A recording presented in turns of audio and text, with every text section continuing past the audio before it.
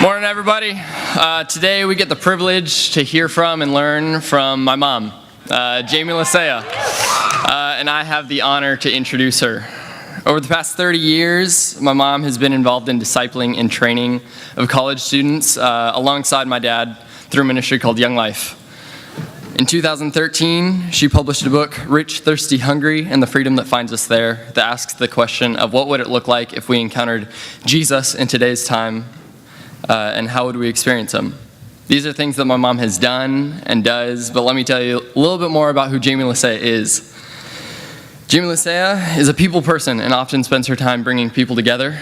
She's a world traveler. She's an adventure seeker. She's a great ping pong player. She's the only woman I trust to cut my hair. And she's one of my best friends. Jamie Lisea is tough, she's wise, she's kind, and she's beautifully sincere. I encourage you to lean in and hear what she brings to the table.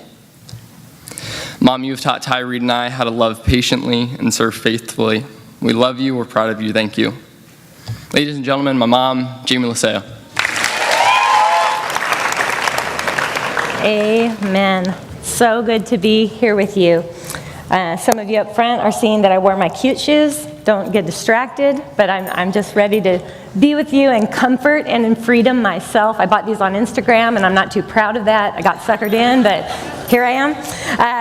It's for freedom that Christ has set us free. It's for freedom. And do not let yourselves be burdened again by a yoke of slavery. Some translations say, don't get caught in the shackles of slavery. Can you feel it? For freedom that Christ has set you free, don't get caught in the shackles of slavery. And freedom, it's a big, big deal. Freedom's a big deal, right? One of the greatest and most valued treasures of human existence, freedom. And it's really actually, I'm going to kind of make a case that it's kind of what all the hubbub is about. World news, events, historically, currently, it's about freedom. When we think about that, we think, first things that come to mind, we think of freedom and liberty. We think of a country, a people, corporate freedoms, a nation. And there's all sorts of ways that this looks over time. To have the right to live and choose your governance, right? Big deal. Your own way, not to be controlled or dictated by another people. And we have all sorts of history with that in our country, right? We have early wars and things where we're separating ourselves away from the monarchy and the right to choose and be independent and be ourselves. It's a big deal. And you know, there's millions and billions of dollars spent each year, and the case could be said for freedom. There's a lot of other themes caught in there, but actually it's about freedom, our right to be who we want to be as a people. It's said that military expenditures in the world in 2017, collectively, around the globe, we spent over $1.74 trillion military expenditures. So that is for freedom, to hang on to it, to get it, to restore it, to fight for it. And it's not a permanent thing, right? It's not as if it lasts forever. We need to maintain that quest, that seeking, that drive for freedom. And there's no real safeguard. Once you have freedom, you're not necessarily protected from things, but you do maintain that right and that privilege. And we enjoy that in this country, right? We're blessed to have privileges that others have provided for us. But it's expensive. It costs a lot of money. It costs a lot of lives. It's what we fight for. It's what we die for, is freedom. It's intense. It's really intense. When we think more personally, we think a little differently about freedoms. We think about those privileges. We think about education. We think about opportunities. We think about choice, freedom of expression. We get to say what we want. Those are all beautiful things. We also think of the feels of freedom, right? We kind of recognize that when someone's joyful, or an access kind of to a light spirit, or confident, or maybe someone's particularly hopeful. And we kind of recognize that in each other. Someone's free. They feel to us like they're free. We recognize that. Well, many of you know our dog, Henri Nouwen, right? And I need to tell you about the dog before him, which was Charlie. And Charlie, I have a couple of pictures. We used to love to take him to the beach, right? And true confessions, this isn't Charlie. I couldn't find a good picture, but he looked just like this, okay? So anyways, imagine this is Charlie. We used to take him to the beach all the time, right? And if you're a dog lover, some of you are, and I'm so sorry if you're not. I don't know what's wrong with you, but you know, we love our dogs, and we love to take them to the beach and just watch them run. They've got free space. They can go in the water, the cliffs. They can pee and poop wherever they want, and they can sniff, and when they're running, it just looks like they're wired to do that, right? And oftentimes we'll be with our dogs down at the beach, and we're smiling. We're just walking and smiling. Well, one time, years ago, Charlie, it was Valentine's Day, and it was like afternoon on a weekday, and Scott came home, we missed lunch somehow, and he says, hey, let's take Charlie to the beach. So we take him to the beach, and really nobody's there. It's kind of a windy day. Hold on just a sec. And Charlie's running, we're holding hands. It's beautiful, it's Valentine's Day. Nobody's really there. All of a sudden we're watching, and all of a sudden Charlie kind of takes a distinct turn towards the cliffs and charges. And we're like looking, and all of a sudden it's like, oh my gosh, there's like an umbrella and a young couple and a picnic and some sandwiches and a bottle of something they're drinking and some flowers, and he's charging. I mean, he's just like frothing, like, oh, here we go. And we're like, oh no, you can see what's going on. They don't see him. They're just looking at each other, just happy. Right before he hits them, they look up and it's like, and he trounces before they could even see anything, ate their sandwiches, drank their drink, peed on their flowers. It was just like mayhem. We're so embarrassed. I wanted to turn and run the other way. We had to claim him, we're sorry. Horrible, bad memory for us, right? Another Charlie moment was we have Ministry Young Life. We have some friends that we have in our garage over the years in Young Life Ministry, Capernaum Young Life. And these are our friends with really beautiful and unique needs and gifts in their life. Some come in wheelchairs, some have Down syndrome. We've had that going on for years and years at our house. In fact, I want to highlight, some of you have met Brian, who is our friend from long ago. He's a chapel card taker. Brian is one of our friends who's come to our house for years. Anyways, these friends, years ago, were on our front lawn. They had like a movie night or something. They had a picnic. They had their blankets. They had pizza boxes all over. Pizza was all over the place. And Charlie was inside, like he normally is. And somehow the front door opened. And Charlie just went as fast as he could, right in the middle of all of our dear friends. He ate 4 or 5 pizzas before we could even stop him. Friends were screaming, crying. It was chaos, utter chaos. Charlie was kind of that kind of dog. And what it looked like was, on the beach, and when that door opened, it looked like Charlie could kind of do whatever he wanted, whenever he wanted, and he did. But what we see in Charlie is that when our freedom harms another, or it's at the expense of another person, or even harms ourselves, it mimics freedom, but it's actually not freedom at all. And for today, I want to call it fake freedom. It's a fake freedom sometimes that we feel when we feel permission and license to kind of do whatever, whenever, and kind of own our own stuff. But it's a fake freedom. We actually end up, what we see in Charlie's, we actually end up serving and becoming a slave to something quite different.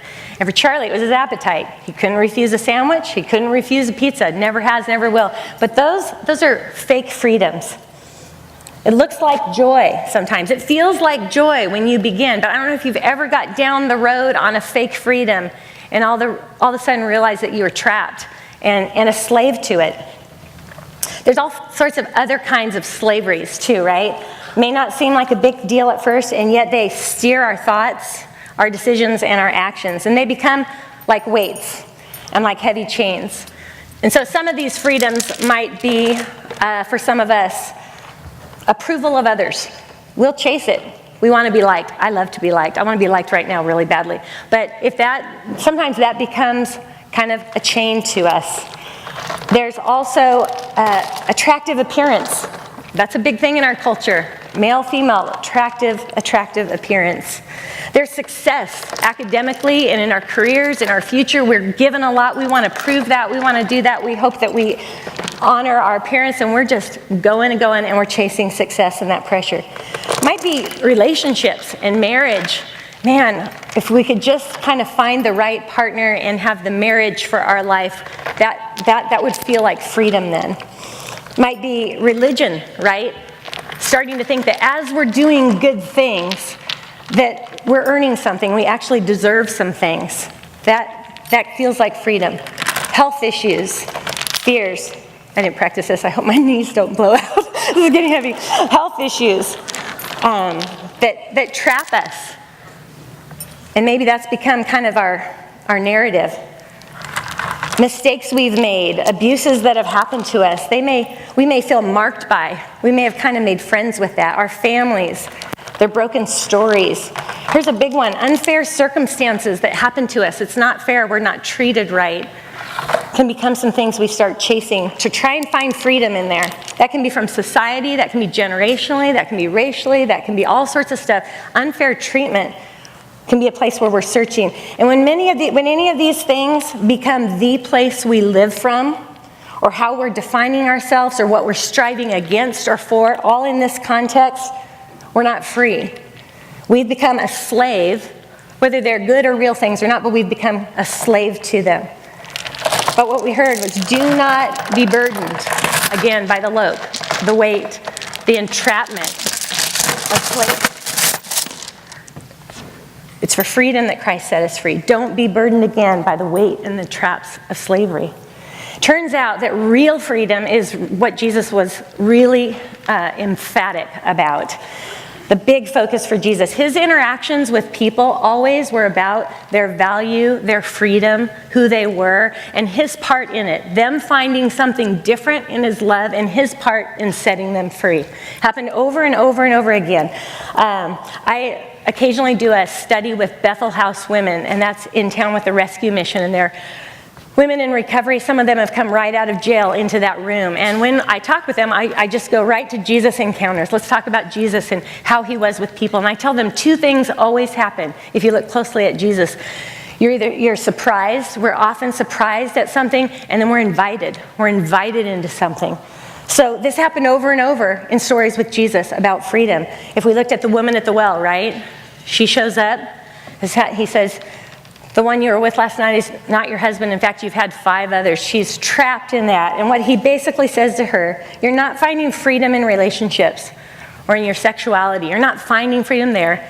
And he's saying, your freedom is in my love. Your freedom is in what I'm giving you. To Zacchaeus, come down out of that tree. He says, you're not finding freedom in wealth and success and position. You're going to find it in my love and what I have to give you.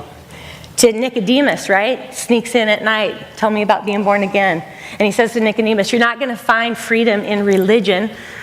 You're going to find freedom in me, what I have to give you. Bleeding woman. Her sickness defined her. You are no longer marked by your health. You're going to find yourself and your freedom in my love. Not that those things that they were dealing with weren't important, but he was pretty emphatic, consistent, and strong about their freedom in him. All these people were just like us, working out their lives, going to class, taking tests, trying to figure out what the next thing was. They knew their families. They were born into a society and time that was restricting and confining sometimes. So they were just like us. And then they meet Jesus. And they're invited to consider something different that he's inviting them into, which was really, really different than the freedom that they were chasing on their own. Really, really different. It's like a big intersection happened for humankind. We all go this way for freedom, and Jesus comes in and he says, I want to give you this freedom. And it's really different source of freedom. A radical cost. Expensive. He fought for it. He died for it. Really, really important. Cost him everything. He's serious about your freedom. A freedom that's really different from our own. I want to spell it out. 1 Peter 2:16 and 17 says this. Act as free women and men, and do not use your freedom as a covering for evil, but use it as bond slaves of God. Honor all people. Love the brother and sisterhood. Fear God. Honor the king. Bond slaves of God. Freedom comes from being rightfully enslaved to God himself in the most beautiful, freedom-giving ways. Yielding to God. Free women and men. When we yield to God, that's freedom. And there's really a freedom, isn't there, when you choose to be dependent, willingly dependent. You know, we talked about freedom in our mind is actually an independence, a breaking away, a doing it on our own. Well, this is the opposite. It's you're being invited into a willing dependence. And when you willfully choose that, what greater freedom? I'm choosing to put myself there. It's a freedom that the world really can't touch. This is a different thing that God's talking about. There's actually nothing in common with the freedom of the world and the freedom of God. I think that's the distinction that's worth getting into this morning, because it mimics, it fakes us. We feel like we can find it and we'll land it and we'll have it, but the world really doesn't offer a permanent freedom. It's just the chasing. But Jesus says something different.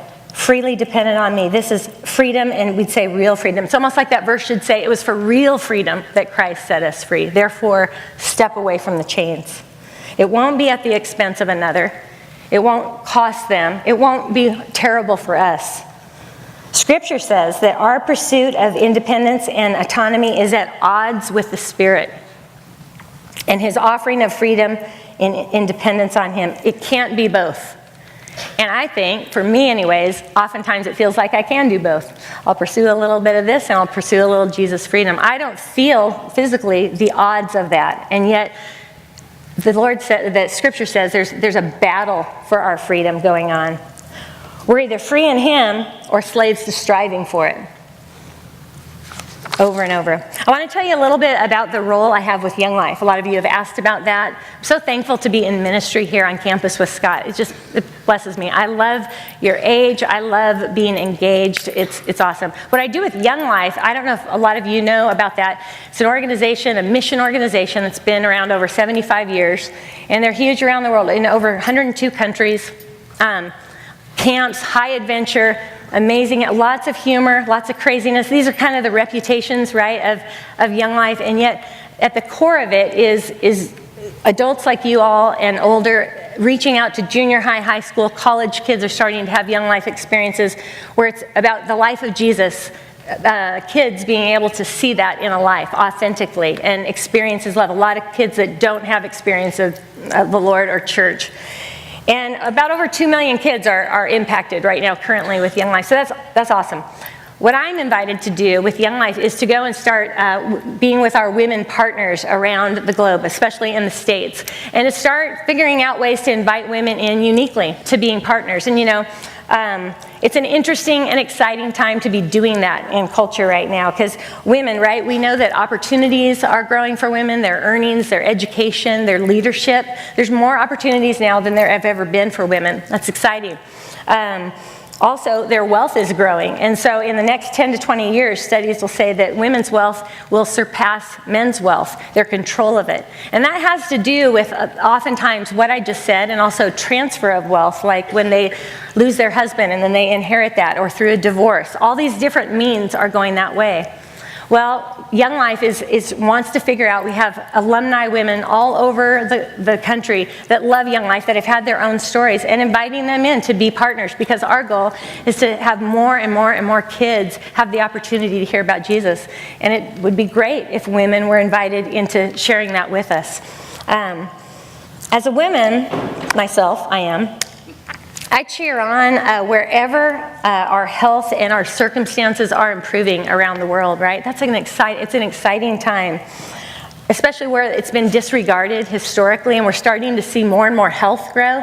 What a great time. And I would also say that there are kind of widespread agendas. In any movement, you start getting kind of a collective movement. And for myself, and maybe you, sometimes you're cheering on the health, and then sometimes there's things that I don't necessarily feel as aligned with, but it's kind of a tension that we hold right now in culture. I don't know if you feel like that, but when I go around and talk with women all over the country and start talking about this opportunity and time, we share in common that we're excited and we're thankful, and we carry some tension sometimes because we're kind of all swooped into one thing. It's characteristic of a movement. But what I get excited about, and what I'm doing with you right now, and what I do over and over, is that I get to, through this role, invite women into who they already are, inviting them into more freedom, to bless and affirm this opportunity that we have, but to really just bless and affirm, just like Jesus did, actually. Jesus had no issue with women. In fact, some of his supporters, he names them, Joanna, Susanna, different different women that were part of his team that sent him out in a culture that didn't have recognition of women publicly like that, but he had no problem with that. And so it's really exciting right now just to step into the invitation of Jesus to you women, to women around the country, that Jesus invites us. We're blessed to be in on it. There's a story where Jesus is eating a dinner, and he's with some friends, and a woman comes in, you might know it, and she kind of interrupts the dinner party and pours kind of some oil, perfumed oil on his head, very expensive. People have a big problem with it immediately. They're like, what are you doing? She's interrupting. That money should be used to feed the poor. And he says, no, I have no problem with it. What she's doing is precious. She's treating me specially. And in fact, wherever the gospel is taken around the world for eternity, basically says in scriptures, she is going to be talked about, what she's just done. And so what that says to us again is that Jesus was really affirming and blessing, inclusive of men and women, to be who they are, inviting them into that freedom. It's the best part of my job. So to women, this is good, so I got to get a drink because I don't want to miss this.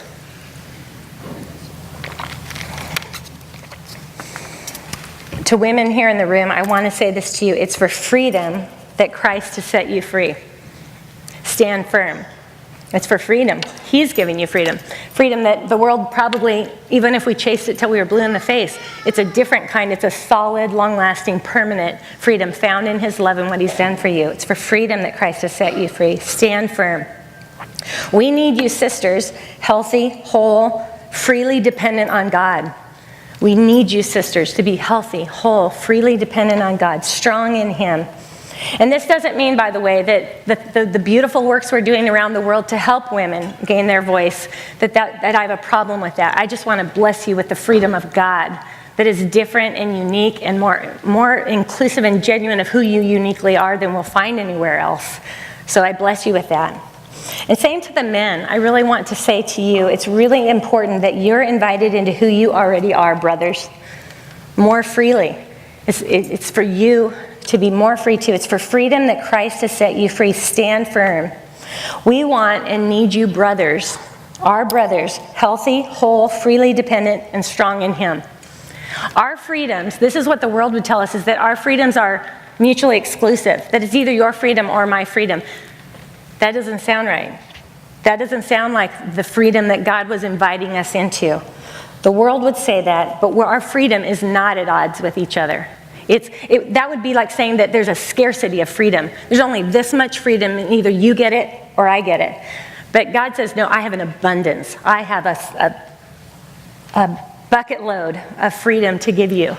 But you need to find it in me. Makes me wonder these questions as we kind of wrap up here. Who or what are we waiting on to set us more free than we already are?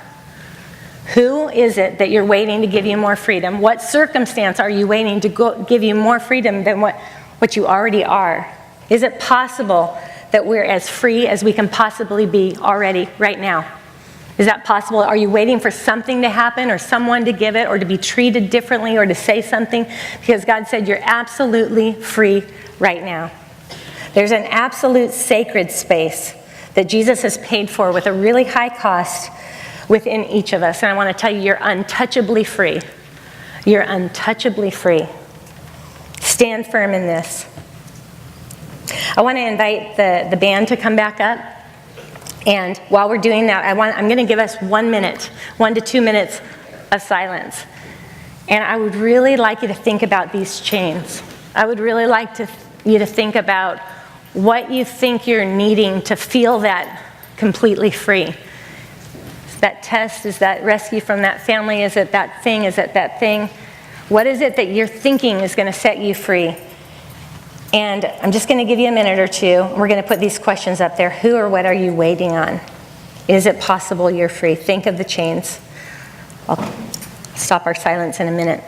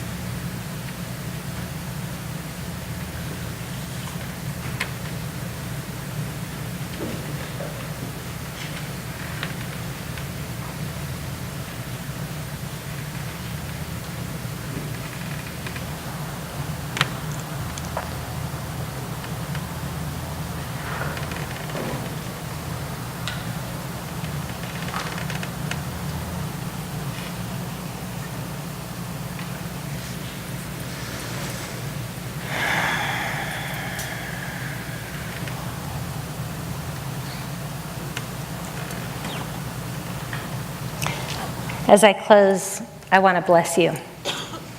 In a minute, I'm going to read a blessing. And on the second sentence I read, I'm going to cue you right now for your part. The second sentence says, so take your stand. And at that time, I'd like you all to stand with me. So wait, and when you see so take your stand, stand with me. This is a blessing. Out of Galatians 5. After that, we're going to go right into a song. So stay standing, and we're going to share a song together that the band's got ready for us. And then we'll finish our time. But I hope and pray that you'll receive this. So Galatians 5, this is from the message variations of it, the life of freedom. Christ has set us free to live a free life. So take your stand.